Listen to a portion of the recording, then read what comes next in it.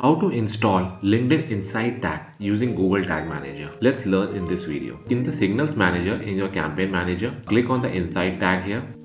So there will be three options here. Choose how to install your tag. One is basically getting the code yourself and adding it to your website. Secondly, getting the code and sending it to your developer. And the third is basically using the Tag Manager. Click on proceed here. So you would see here there is a partner ID. So we'll just copy this partner ID from here and go to the tag manager. So in the Google Tag Manager, click on the tags option here. Click on create new tag. You can name this tag as, let's say, LinkedIn Insight tag. Click on tag configuration. You can select from here LinkedIn Insight tag. Now here you can put the partner ID which you had copied from here. So basically this partner ID which you had copied from here, you can put it from here. You can put it here, and then you want this tag to be triggered on all pages.